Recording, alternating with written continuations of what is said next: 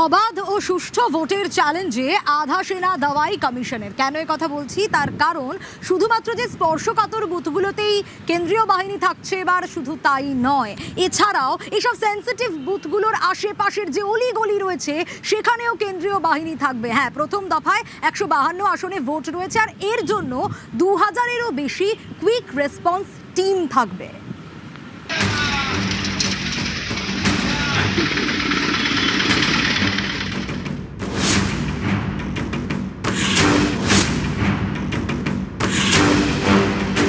সুষ্ঠুভাবে ভোট করাতে কমিশনের বড় ভরসা কেন্দ্রীয় বাহিনী। এবার কেন্দ্রীয় বাহিনী ভোটের দিন বুথের আশপাশের অলিগলিতেও ঘুরবে। কমিশন সূত্রে খবর, শুধু বুথ চত্বরে নয়, যে সমস্ত বুথকে সেন্সিটিভ হিসেবে চিহ্নিত করা হয়েছে সেই বুথে পৌঁছানোর জন্য ভোটারদের যে অলিগলি দিয়ে আসতে হয় সেখানেও থাকবে কেন্দ্রীয় বাহিনী।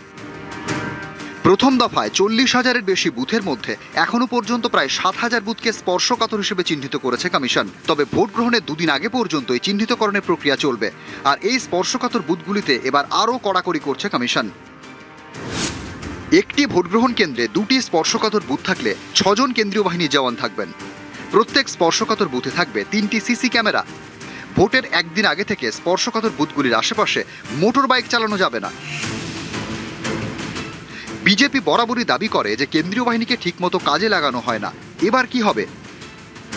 এখানে কোনো গন্ডগোল যদি হবে, কিউআরটি কে তো যেতেই হবে ওখানে। আর যখন যাবে কিউআরটি, এটা তো নেই সিএপিএফ ছেড়ে চলে যাবে, সিএপিএফ তো সঙ্গে যাবেই। আর আমি কোনো কমপ্লেন করছি, সি অফিস থেকে কমপ্লেন যাচ্ছে, ডি অফিস থেকে কমপ্লেন যাচ্ছে, আরও থেকে যাচ্ছে কি এখানে বুথ ক্যাপচারিং হচ্ছে, থানা থেকে টিম পাঠাবে তো সিএপিএফ যাবেই।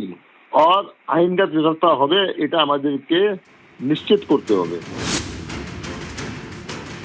কেন্দ্রীয় বাহিনী সরাসরি অ্যাকশনে যাবেন মানে কি শীতলকুচি? তার মানে কি গুলি চালাতে বলছেন? মানুষকে ভয় দেখানোটাই কি কাজ এখন হয়েছে ইলেকশন কমিশনের? উৎসবের একটা আবহাওয়াতে মানুষ ভোট দেবে, এটাই চিরকাল হয়ে এসছে নির্বাচন কমিশনের উদ্দেশ্য।